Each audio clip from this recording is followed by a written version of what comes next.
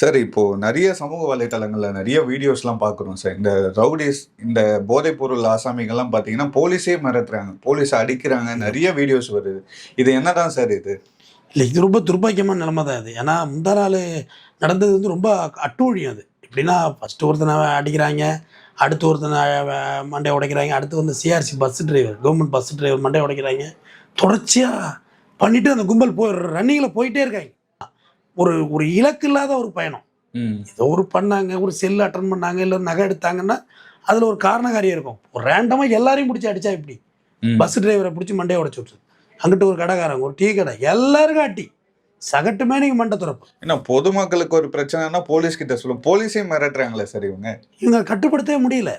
Police சுட்டு பிடிச்சதுல அந்த ஜிஹெச்சில் கிடந்துக்கிட்டு என் காலில் பாம்பு போட்டாங்கன்னு ஒரு பையன் உளறான்ல, அவன் கான்சியஸில் இருக்கானா? முதல்ல இல்லை இல்லை, பாம்பு போட்டதா சுட்டதா ஃபயரிங் சவுண்டு பாம்பு சவுண்டு மாதிரி இருக்குது.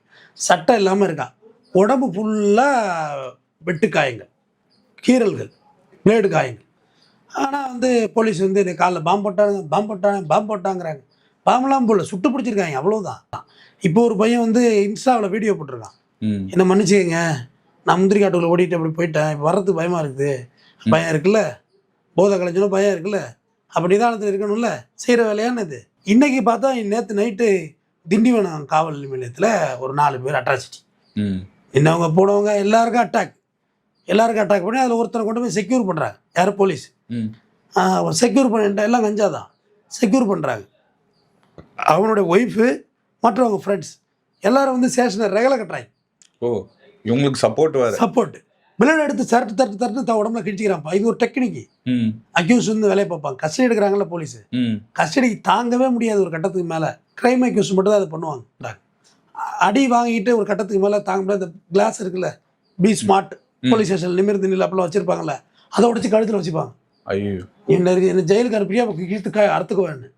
போலீஸ் இருறா இது பண்ணாத, நான் ஜெயிலுக்கு போன்றேன் அப்படின்னு சொல்லி ரிமாண்ட் பண்ணுவாங்க. இல்லாட்டி மேலே தரட்டு இழுத்துப்பாங்க. பிளேடால் அந்த கண்ணாடி கையில் கிடைக்கிறதால தரப்புற எல்லாரும் கையும் பாருங்கள், இந்த சைடெல்லாம் அறுத்துருக்கும். போலீஸ் வந்து பயம் கொடுத்துருச்சு.